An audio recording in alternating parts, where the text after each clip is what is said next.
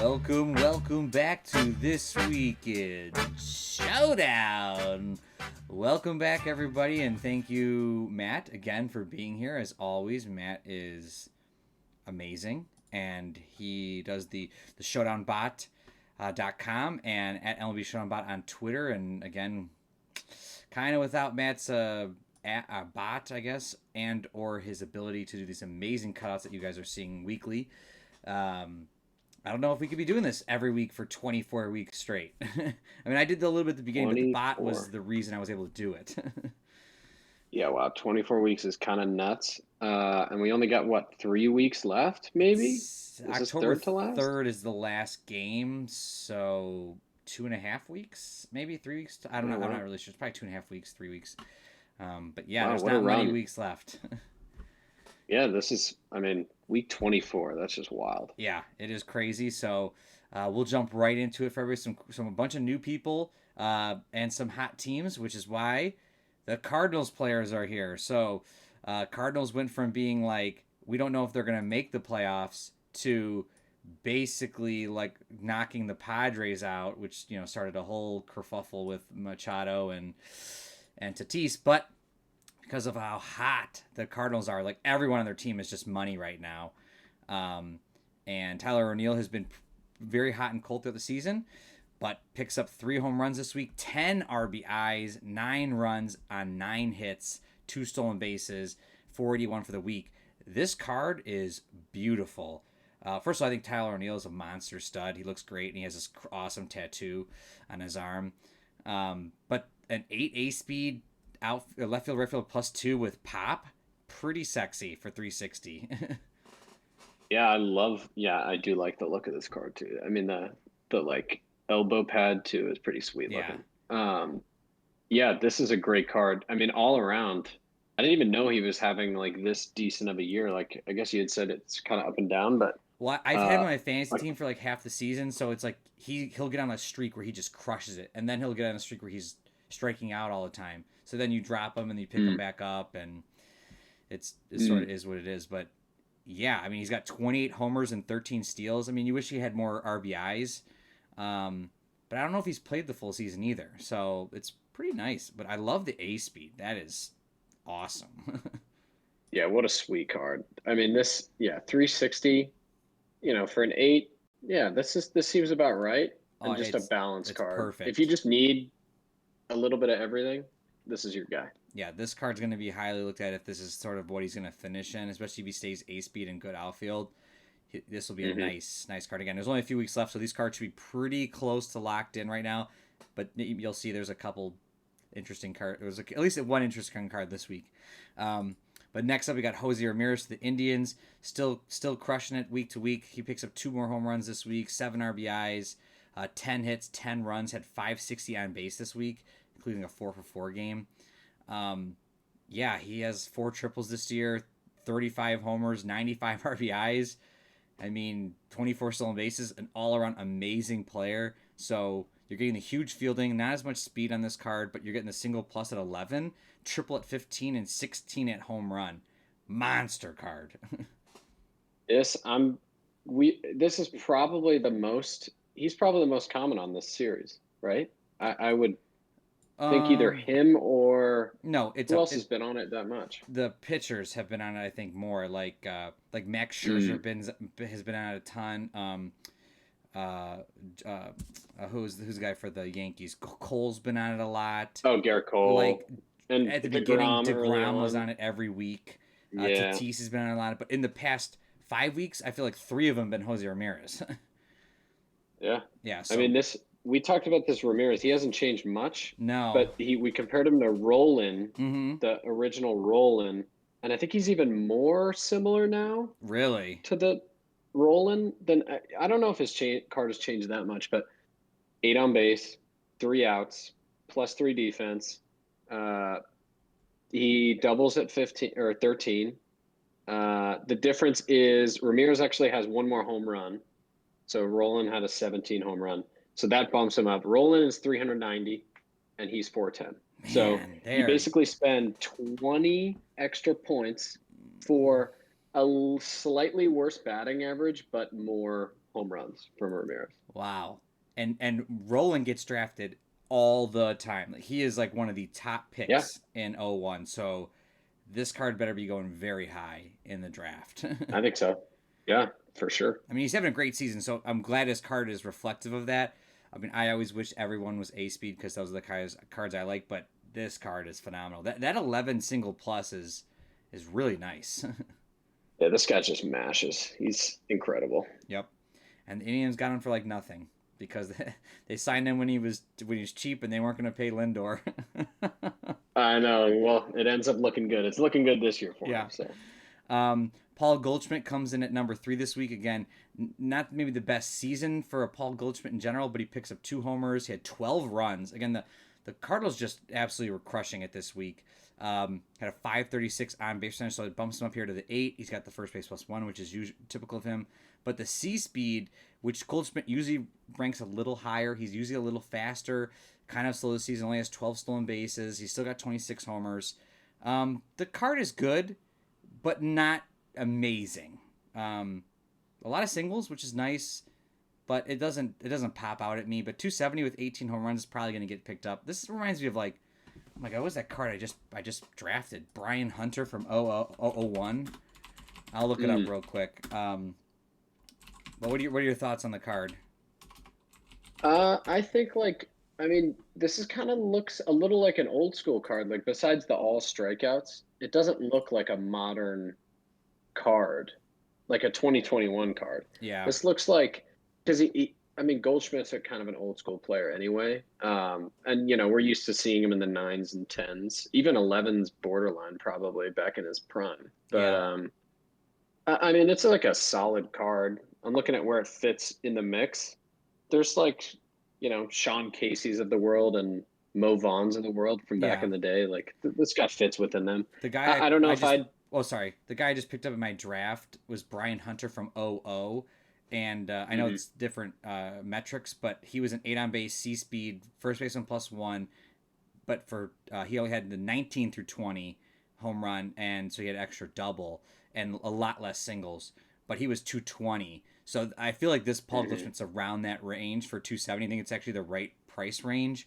And I picked him up because I needed a value first baseman at that point. This does have value. I mean, 270 for some pop is not bad. I just don't feel like he's going to be picked. I think he's not the best. No, I'd probably prefer just like maybe either just like pick up a 9 with maybe a couple more outs and maybe less or more walks.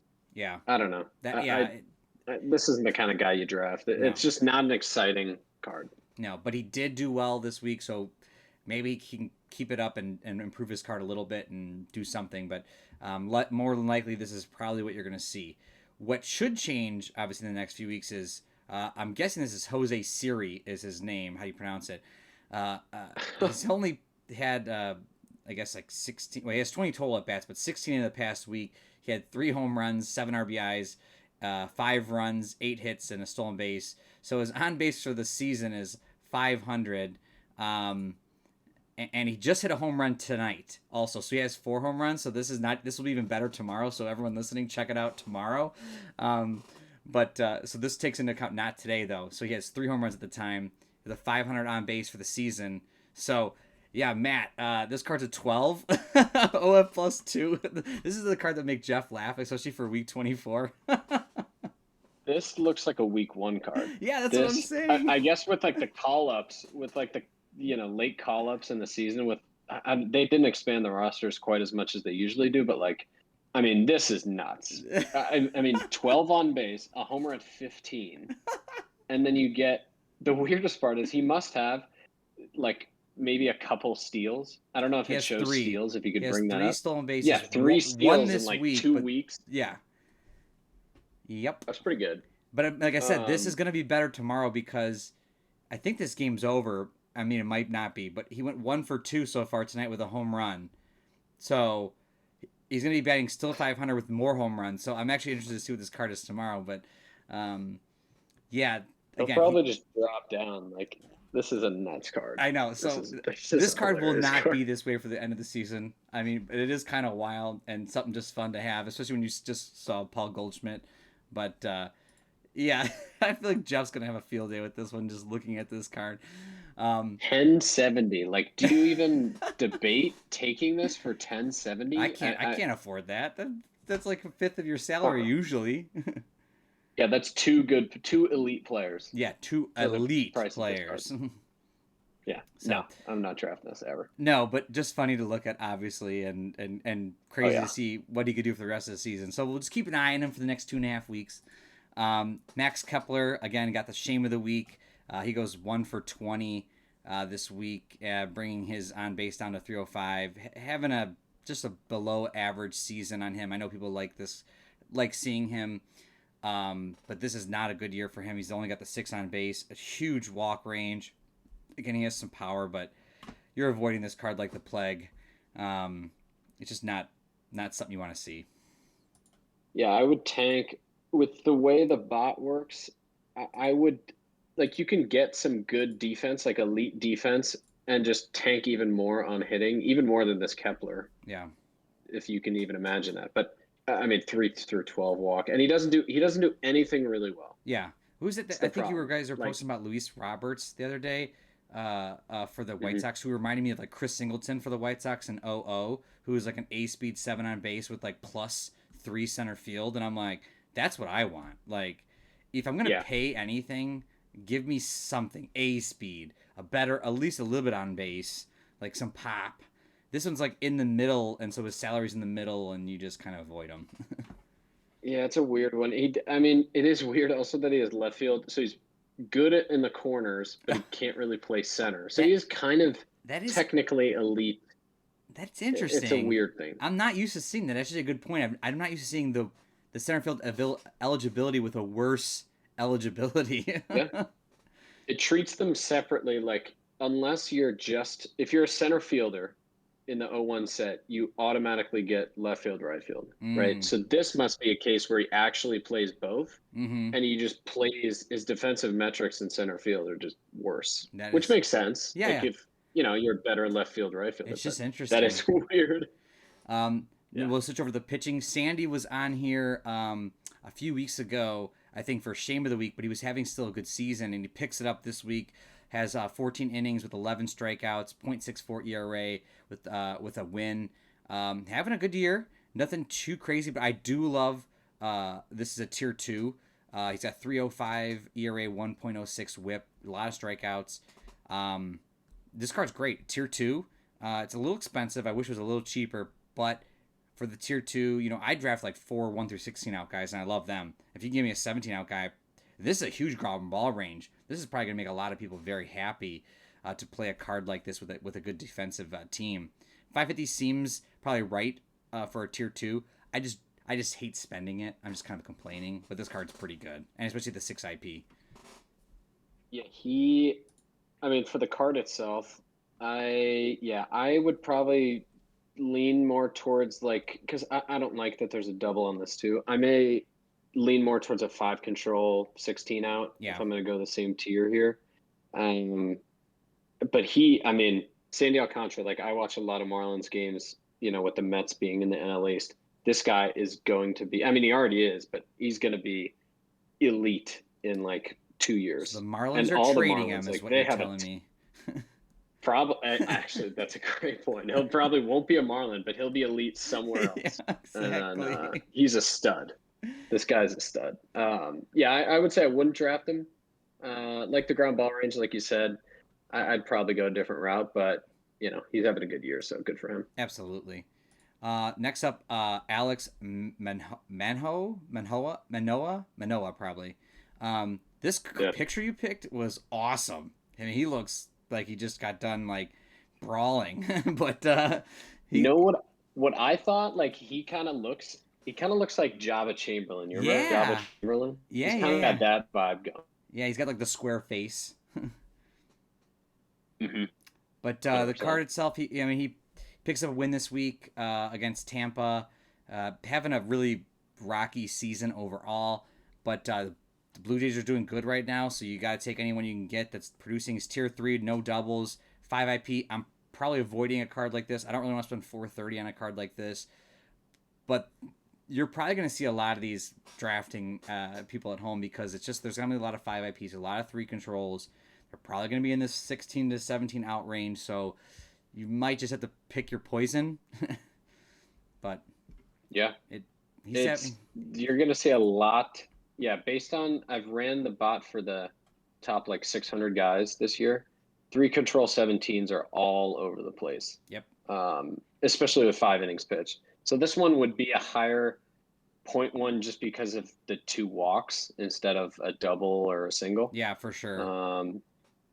But yeah, I mean, I would just have to look again. We've been over this every week. The 5 IP, who knows how many are going to end up being 5 IP, like what % of starting pitchers, but you may just have to deal with it. Yeah. But this guy, like, if you're going to draft a 3 control 17, I might take you could probably for like 60 points sacrifice a walk for a double. Yeah, you got to make those calls if you're drafting at that point. Yeah, and I don't think it's worth. I wouldn't spend the extra money on somebody like this. Correct. Next up, another name I don't know, Logan Gilbert. Here we go. Same thing. 3 control, 5 IP, 1 through 17 out. He's actually had a couple, 4 good games in a row now. But for the season, he's not doing well. His last 2 outings, he had 14 strikeouts with 13 innings. Only let up 3 earned runs. He's having a good little bit at the end here. He's probably gonna get like probably 2 or 3 more starts, maybe, hopefully. But again, so now for 50 less points, you're trading all the walks away and getting the double. So I actually would prefer the other guy to this card, but I don't really want either one of them. Let's be honest. Well, it's even more. It's actually 70 because he was 430. Oh, he's 430? Oh, he's 430. You're right. Oh, I was thinking 410. So 70 points. It's literally like you just took the walks and single and just like pushed it down. Yep. That's literally the difference. But 70 points, I mean, it's a good debate because that's a lot of hits on a card. Yeah, you went from having 2 walks and 1 single to having 2 singles and a double with no walk. I mean, that's I've seen that just kill teams. Like, is it worth 70 points though? Because you can. Where do you put that 70 point? It might be. I don't know. This would be like if I was like, I guess there's like a 3rd or 4th starter on my lineup, and I'm looking at what else I can grab. It's like, do I take this guy and, like you said, put that 70 points towards that other batter that I want, or have I already kind of finalized my lineup? In which case, I can spend the more salary to get the other guy. Manoah, but I would prefer Manoah if I had to draft one of these, obviously, because he's 70 more points. He's a better card. But man, what is it like for like the one walk, 1 single, 1 double, probably 380? Do you know that? Yeah, I think like Marcus Stroman was it he's probably better now, but you're probably looking at 390 depending on their ground ball range. So that's where I would look. Probably either 380 or 390. Yeah. Like I just that's a lot. Like you said, that's a lot of hits. I'd rather spend like 30 more points and get me a walk or something. I mean, just 15% is a lot to be just rolling on my chart for just hits every inning. So I think you could 390. I agree with you. Move that 18 to a walk and spend 30 more points. I'd do it. I'd split the difference with these guys. I don't know if I want either one of them. I don't even want the split difference card, but I'd probably want that one over the other both these guys. Next up, whoops, I did not grab Ian Kennedy. Oh no, he slipped to the end for some reason.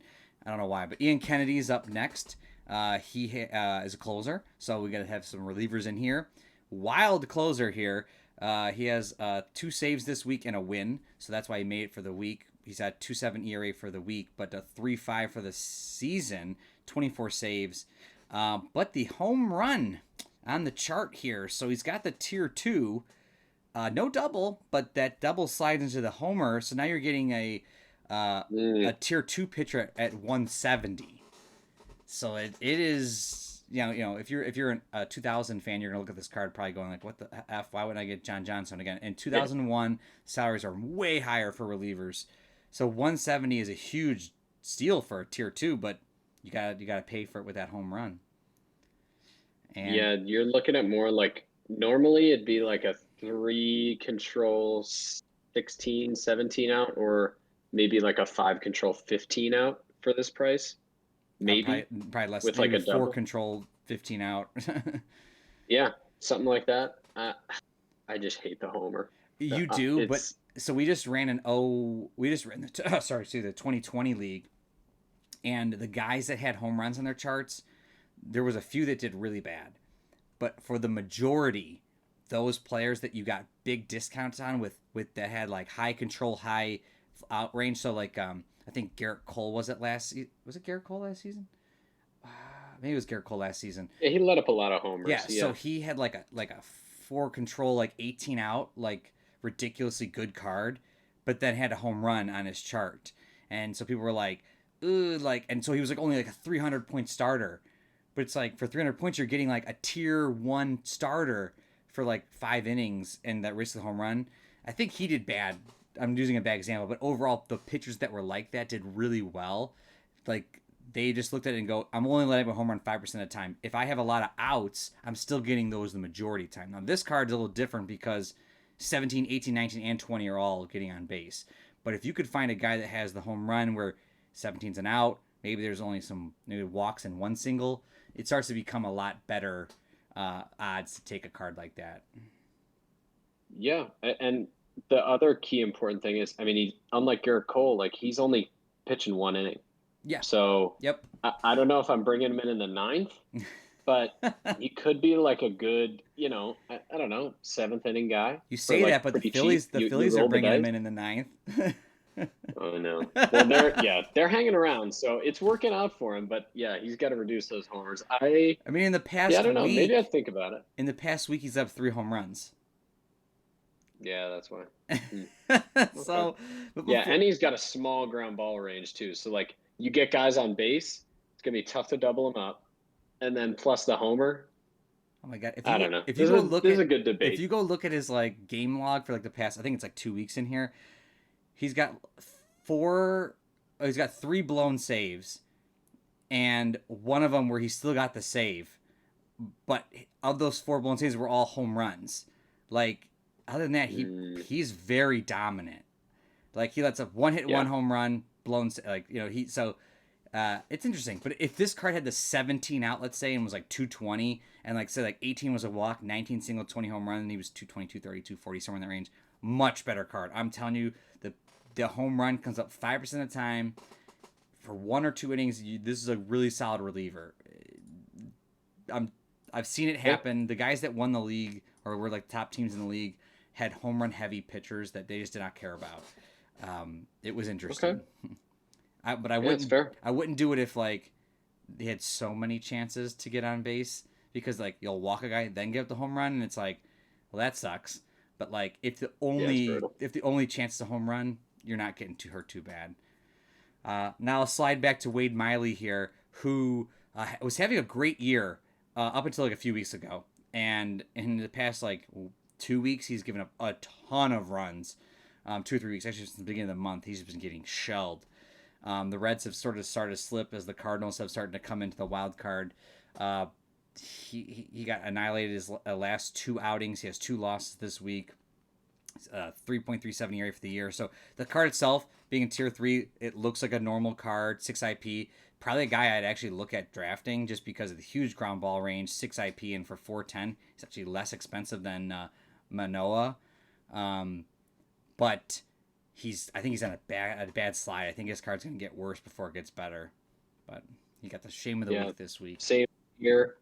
Yeah, same tier.